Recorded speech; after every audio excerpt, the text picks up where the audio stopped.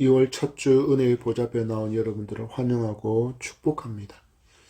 하나님을 믿지도 두려워하지도 않는 사람들, 하나님을 믿다가 하나님을 떠난 사람들은 세상을 살아가면서 두려운 대상이 많아질까요? 아니면 줄어들까요?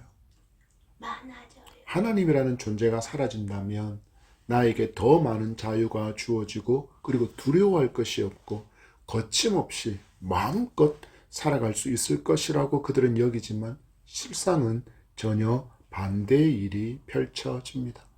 더 억압당하고 더 구속당하며 두려움에 벌벌벌 떨면서 하루하루를 노심초사하며 살아가게 됩니다.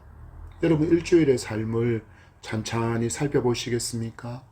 두려움 없이 사셨습니까? 아니면 두려움에 떨면서 사셨습니까? 우리는 마주한 현실이 점점 어려워지는 것을 몸으로 경험하고 있습니다.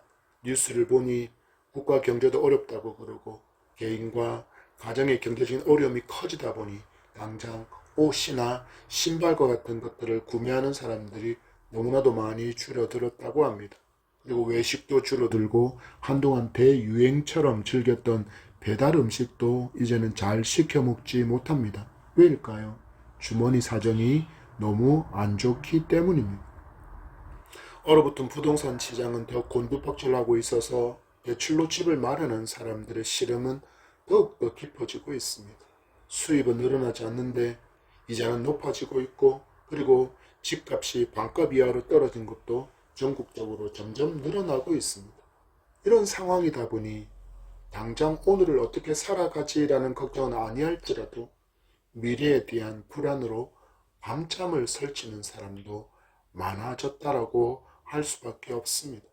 여기에 더해서 전 세계적으로 번져가고 있는 전쟁의 불길이 한국으로도 번질 조짐이 보인다고 언론이 연일 떠들어대고 있습니다.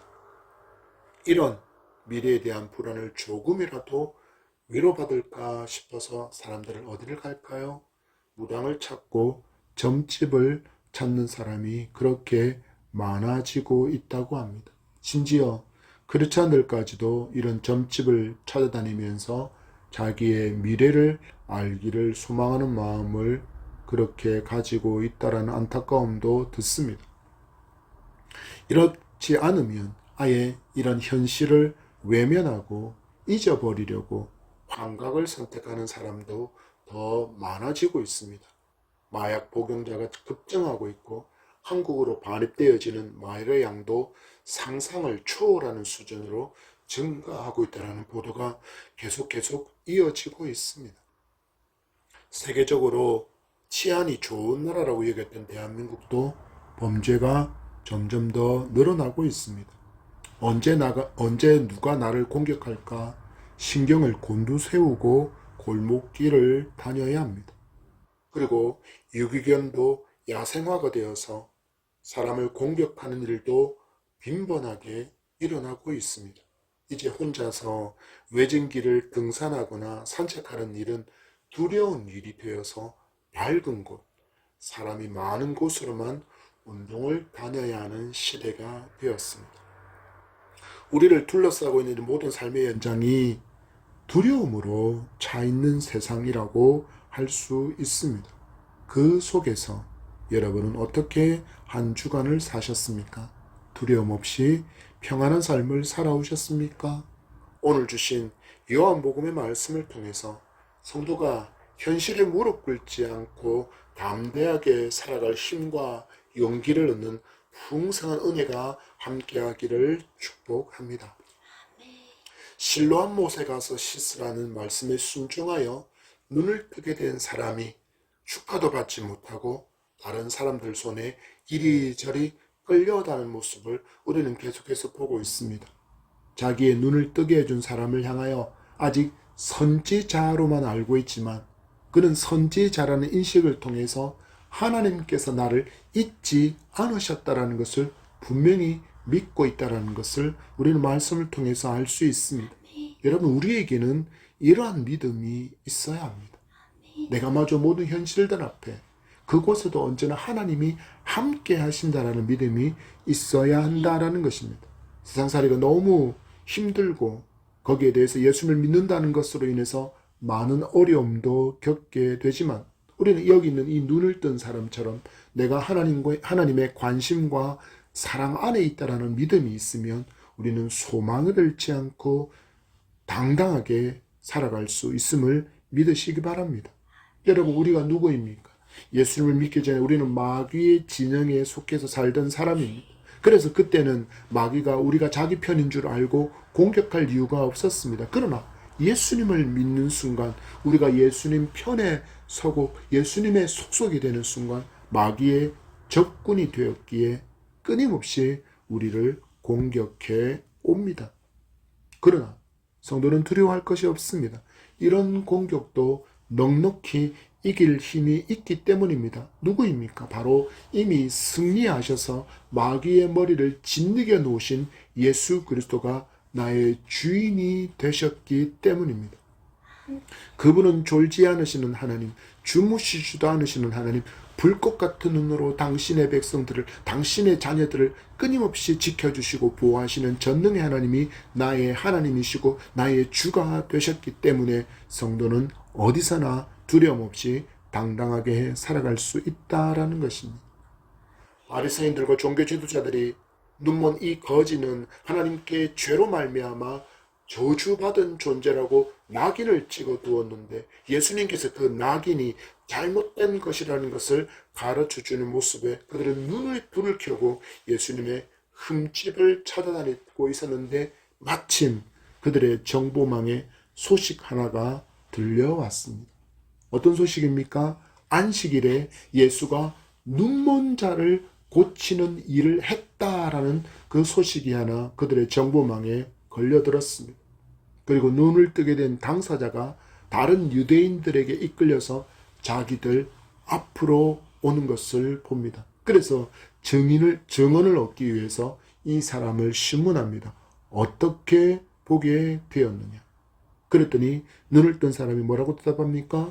그 사람이 진흙을 내 눈에 바르매 내가 씻고 보나이다 라고 자기를 고치신 예수께서 안식일에 일을 했다라는 사실을 증언하고 있습니다. 그는 고의적으로 한 것은 아니지만 바리새인과 종교 지도자들이 듣기를 원했던 그 증언을 내놓고 있는 것입니다.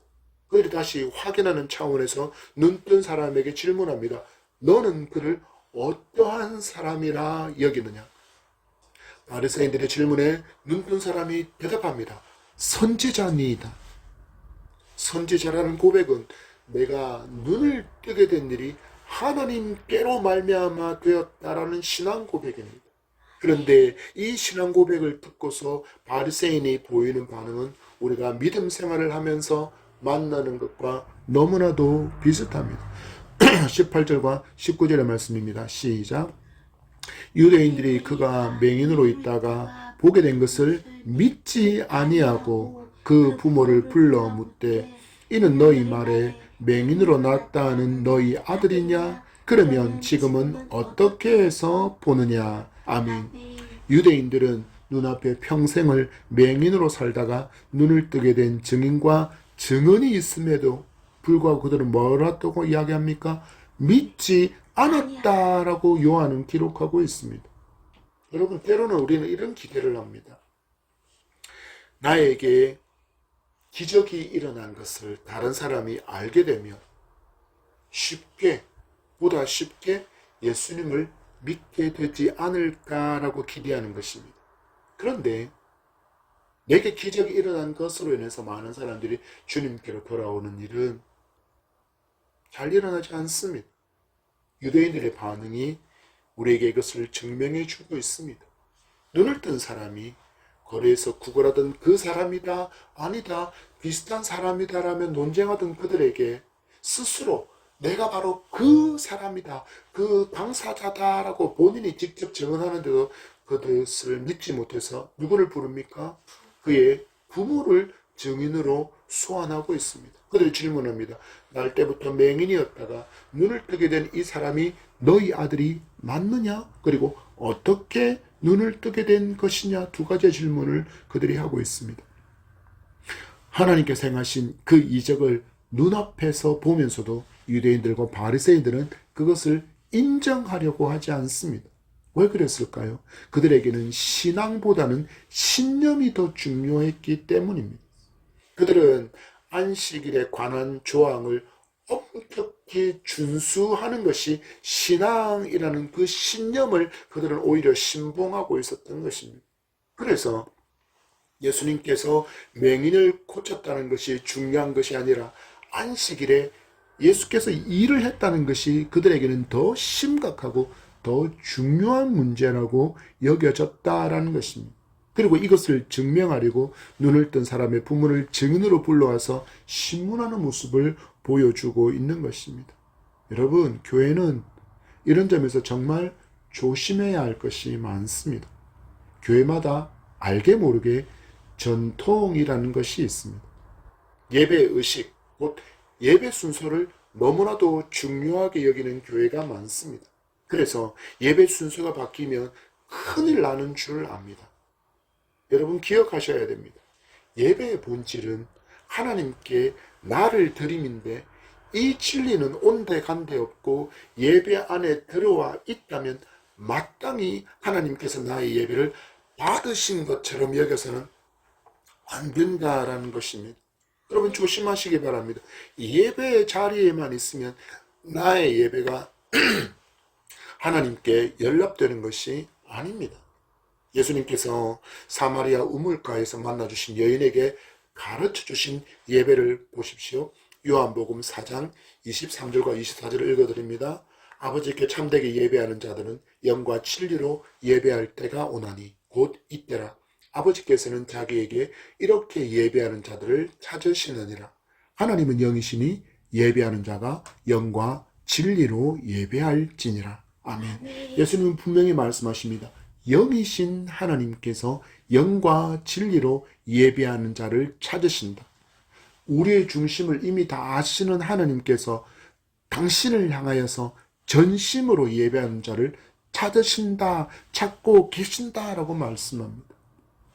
바울은 이 진리를 로마 교회 성도들에게 이렇게 설명해 주고 있습니다. 로마서 12장 1절 말씀에 그러므로 형제들아 내가 하나님의 모든 자비하심으로 너희를 권하노니 너희 몸을 하나님이 기뻐하시는 거룩한 산 제물로 드리라. 이는 너희가 드릴 영적 예배니라. 바울은 이야기합니다. 너희 몸을 하나님께서 기뻐하시는 거룩한 산 제물로 드리라. 하나님께 제사할 때 반드시 기억해야 할 내용이 있다는 것을 구약의 제사를 통해서 가르쳐 주시는 말라기의 말씀이 있습니다. 말라기 1장 13절 말씀에 만군의 여호와가 이르노라. 너희가 또 말하기를 이 일이 얼마나 번거로운고 하며 고순치며 훔친 물건과 저는 것 병든 것을 가져왔느니라.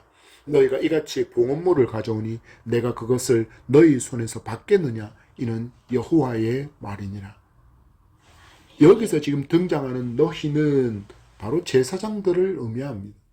하나님께 제사는 제사장들이 하나님께 드릴 정결한 제물을, 그러니까 하나님께 드릴 그 짐승을 선별하는 과정, 짐승 우리에 들어가서 그 짐승 중에서 흠없고 점없고 그리고 절지 않고 온전한 짐승을 찾는 그 일이 너무 번거로워서 코웃음 쳤다라고 이야기합니다. 하나님 모를 거야. 아무거나 가져가도 하나님 모를 거야. 그렇게 이야기하면서 훔친 것, 저는 것, 병든 것을 가져왔다라고 이야기하고 있습니다. 여러분, 우리의 예배가 예배의 자리에 있는 것으로 예배되지 않는다라는 것을 성도는 기억해야 합니다. 예배에는 준비됨이 있어야 되고 그리고 전심으로 정결한 예배가 되어야 합니다. 그 예배가 영과 진리로 드리는 예배이고 그리고 거룩한 산 제물로 나를 드리는 예배이기 때문입니다. 그리고 이렇게 예배하는 예배자를 찾으시고 이 예배자가 드리는 예배를 기뻐하시고 받으신다는 것을 성도는 반드시 기억하고 영과 진리로 예배하는 예배자이기를 소망합니다.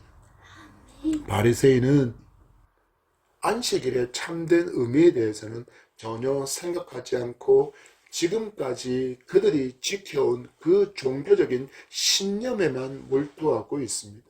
그래서 하나님께서 행하시는 놀라운 일을 보면서도 어떤 감격도 어떤 기쁨의 반응도 보이지 않고 있습니다. 무엇입니까? 한마디로 냉랭하게 얼어붙어 버린 종교인으로 그들이 지금 살아가고 있음을 그들 스스로 지금 증명해 보이고 있는 것입니다.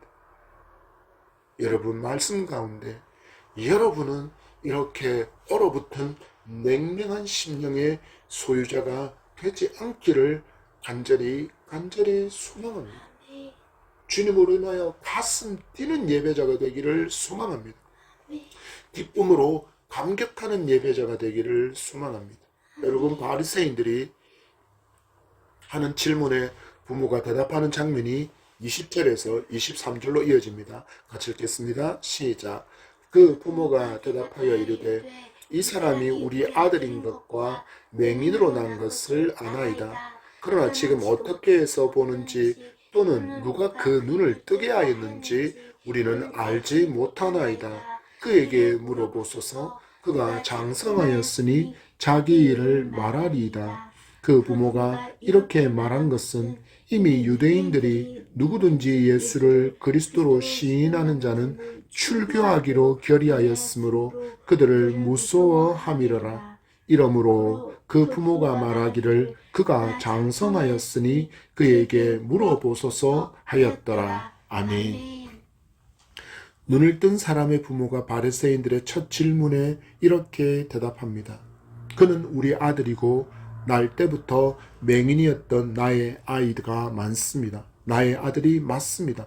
확실합니다라는 의미로 내가 그를 아나이다라고 사용하고 있습니다. 여기서 안다라는 것은 아주 깊은 관계를 의미합니다.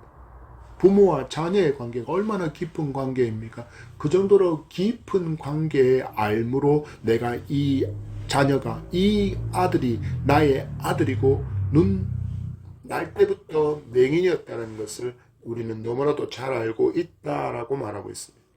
그러면서 바리새인들의 두 번째 질문에 대해서 이어서 답을 하고 있습니다.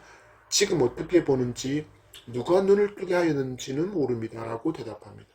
그리고 뭐라고 이야기합니까? 이제 이 아이도 이 사람은 아이도 아니고 장성한 어른이 그에게 직접 물어보십시오라고 이야기하고 있습니다. 요한은 이어지는 22절의 말씀을 통해서 초기 성도들이 예수님을 구주로 믿는다는 것의 의미가 어떠했는지를 그 시대상으로 알려주고 있습니다. 예수를 그리스도로 시인하는 자는 출교하기로 결의하였으므로 그들이 무서워함이로라. 여러분, 평생을 앞을 보지 못하고 살아가는 자녀를 둔 부모의 마음이 어떠했겠습니까? 그리고 그들의 기대가 무엇이었겠습니까? 하나님의 큰 은혜가 아들에게 임해서 아들이 눈을 뜨고 이제는 저주받은 인생이 아니라 하나님의 긍휼을 입은 인생이 되기를 기도하지 않았겠습니까? 그런데 어느 날, 그날도 거리에 그 구걸하는 아들이 구걸하는 자리까지 데려다 주고 집으로 돌아왔는데 그 아들이 눈을 뜨게 되었다는 소식을 전해 들었고 또한 그 일을 행하신 분이 예수라는 소식도 전해 들었습니다. 얼마나 기뻤겠으며 아들의 눈을 뜨게 해주신 예수님을 향하여 찾아가 얼마나 감사의 인사를 전하고 싶었겠습니까? 그런데 그러지를 못했습니다. 유대인들이 예수를 그리스도라고 시인하는 자는 출교시킨다고 결의를 하고 포고령을 내려두었기 때문입니다. 여러분 말씀 앞에 여러분에게 도전을 드립니다. 여러분 성도가 가진 믿음은 1차적이어야 합니다. 무슨 의미입니까? 내가 직접 경험한 믿음이어야 한다는 것입니다. 기독교의 믿음은 주님과의 인격적인 친밀한 관계가 반드시 있어야 한다라는 것입니다. 여러분, 눈을 뜬 맹인을 주목해 보십시오. 주님께서 먼저 그를 찾아가 주시고 창조할 때 하나님께서 손수 흙을 빚어서 사람을 만드신 것처럼 침으로 흙을 이겨서 진흙을 만드시는 수고를 아끼지 않으셨습니다. 그리고 그에게 실로암 못에 가서 씻으라 말씀하십니다. 하나님이 만드신 그 인간 모양의 호흡을 후 하고 불어넣으실 때 인간이 생명이 된 것처럼 이 사람은 주님의 말씀의 호흡이 그에게 닿을 때 순종했고 어두운 눈을 뜰 수 있게 되었습니다. 무엇을 하십니까? 만나주시고 만져주시고 말씀하시는 주님을 눈뜬 사람은 직접 경험했다라는 것입니다. 자기가 눈을 뜨게 된 것, 자기의 눈을 뜨게 해주신 분이 예수님이라는 것은 알지는 못했지만 분명히 이 놀라운 일이 하나님으로부터 말미암았다라는 것을 믿었고 그런 일을 행하시는 분이라면 그분은 분명히 하나님의 사람, 선지자라고 고백하는 믿음이 그에게 있었다라는 것입니다. 이처럼 놀라운 것을 그는 1차적으로 경험했습니다. 자기가 직접 경험했다라는 것입니다. 그러나 여기 등장하는 부모는 직접적으로 경험된 믿음이 없었습니다. 단지 소문으로만 들었습니다. 평생 맹인으로 구걸하다 살던 아들이 눈을 뜨게 되었지만 그들은 출교라는 포고령 앞에 하나님께 영광을 돌리지도 그리고 자기 아들을 고쳐주신 분이 예수 그리스도이심을 시인하지도 못합니다. 여러분, 바라고 원합니다. 여러분이 예수 그리스도를 깊이 직접 체험하기를 소망합니다.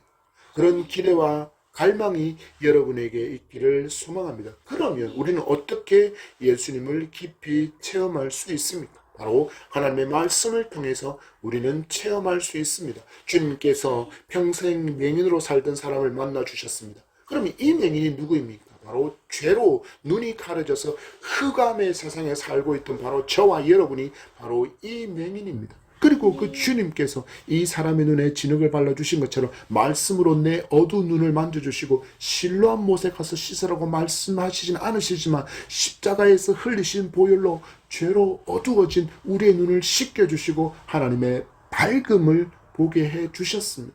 그래서 온 세상이 하나님의 작품이라는 것을 우리는 알게 되었고 믿는 사람이 되었습니다. 하나님의 모든 말씀이 나를 향하고 있다는 것을 알게 되는 것, 믿게 되는 것이 살아계신 주님을 말씀을 통해서 만나는 것이고 이를 우리는 인격적인 만남이라고 말하는 것입니다.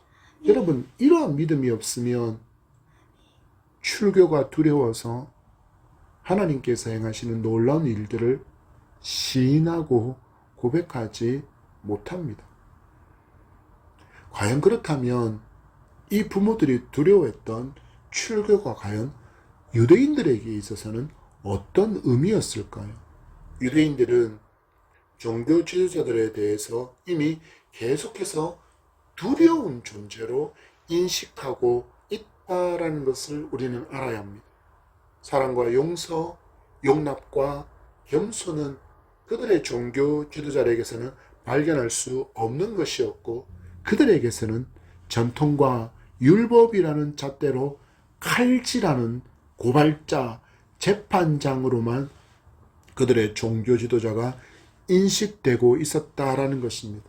그래서 그들이 출교라고 말했을 때 누구도 그들의 결정에 반기를 들지 못했습니다.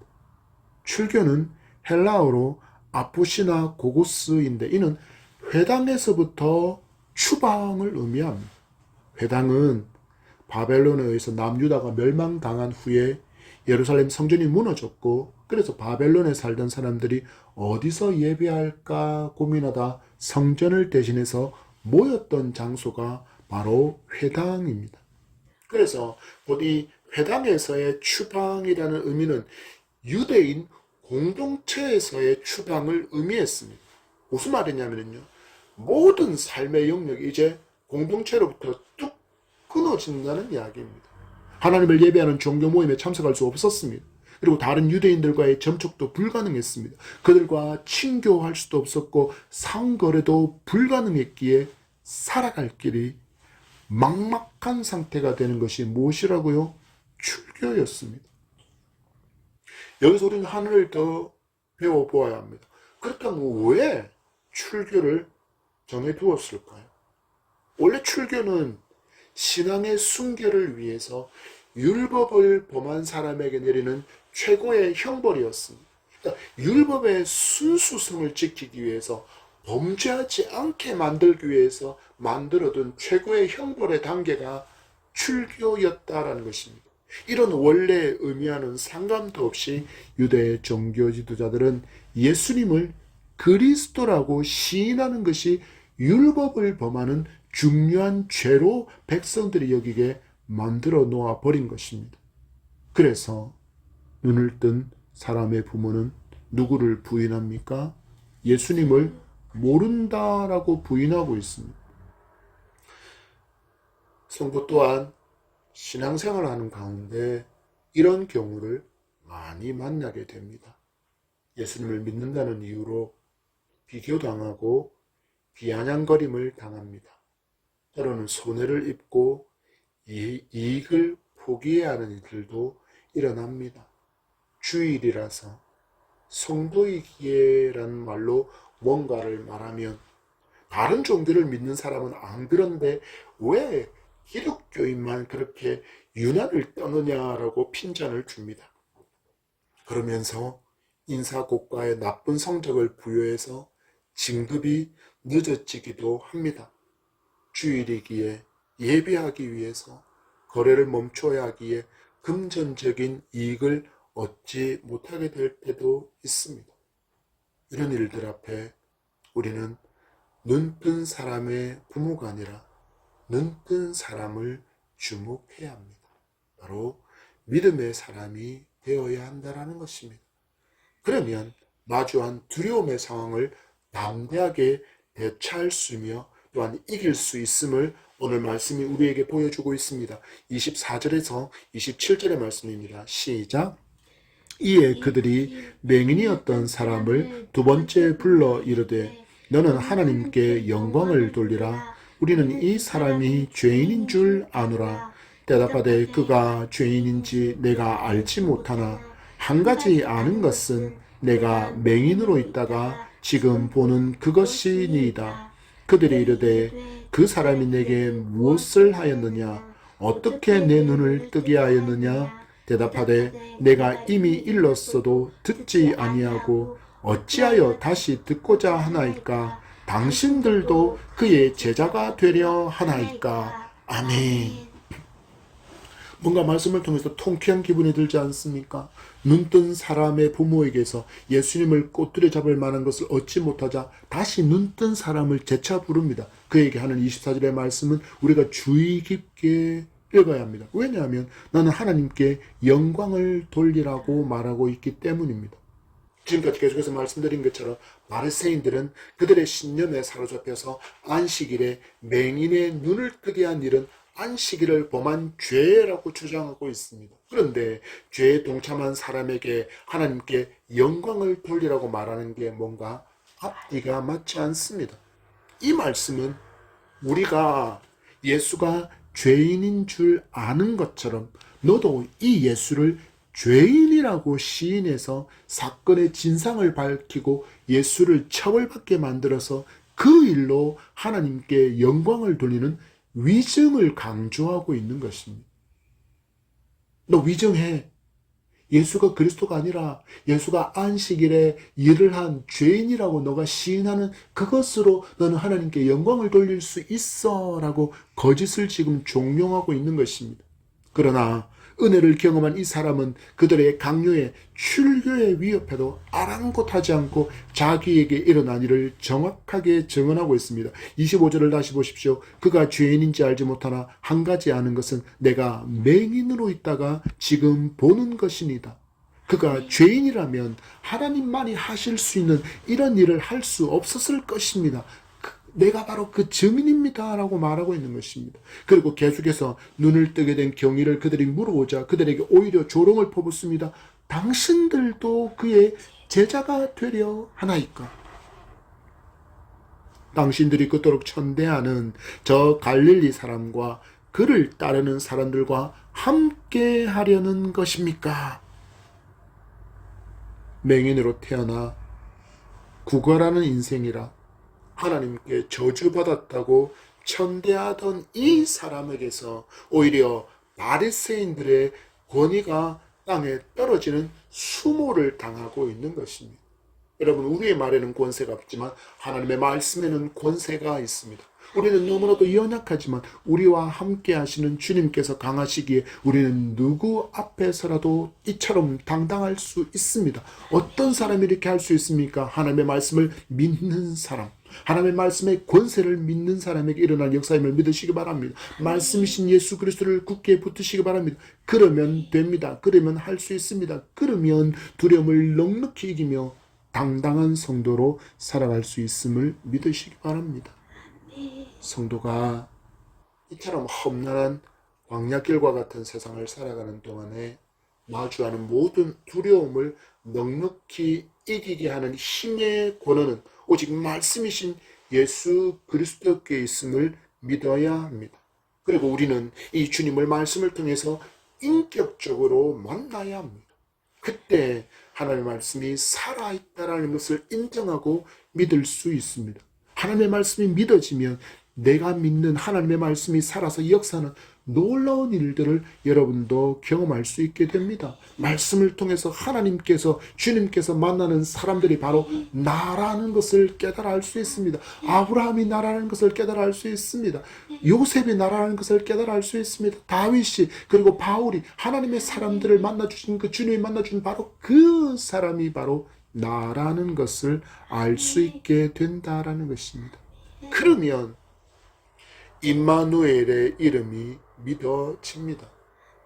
그 믿음을 가지는 순간 우리는 하나님의 말씀을 더욱더 사모하게 됩니다.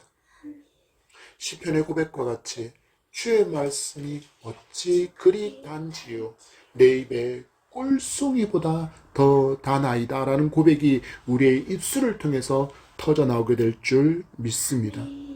하나님을 신뢰하는 약한 사람을 통해서 하나님을 모르는 강한 사람을 부끄럽게 만드시는 하나님의 역사가 여러분을 통해서도 일어나게 될 줄 믿습니다. 말씀을 맺습니다. 우리가 믿음의 여정을 가는 동안에 끊임없이 우리의 믿음을 타협하게 만들려는 마귀의 공격을 받게 될 것입니다. 그때 이길 수 있는 힘을 오늘 말씀 가운데 발견하셨습니다. 하나님을 신뢰하십시오. 그리고 하나님 편에 서십시오. 그리고 하나님을 경험하십시오. 그래서 하나님의 말씀이 오롯이 나를 향하고 있다는 진리를 믿고 경험하기를 바랍니다. 그러면 어떤 상황에서라도 누구를 만나더라도 당당하게 믿음을 지킬 수 있습니다. 요한이 요한일서를 통해서 우리에게 이렇게 말씀합니다. 요한일서 4장 15절 말씀에 누구든지 예수를 하나님의 아들이라 시인하면 하나님이 그의 안에 거하시고 그도 하나님 안에 거하느니라. 아멘. 이처럼 우리와 가까이 있기를 원하시는 하나님, 우리 안에 계시기를 원하시는 그 하나님과 친밀함을 누리며 인격적인 만남을 경험하는 여러분이 되기를 축복합니다. 여러분, 다른 누군가가 경험한 하나님이 아니라 여러분이 직접 경험한 하나님이 될 때 우리는 활짝 열려진 새로운 세계를 볼 수 있고 또한 누리며 살아갈 수 있게 될 것을 믿습니다. 여러분, 죄로 어두운 나의 눈을 보혈로 씻겨주신 주님이 오늘도 나와 함께 하셔서 영적인 것을 보게 하셨고 듣게 하셨습니다.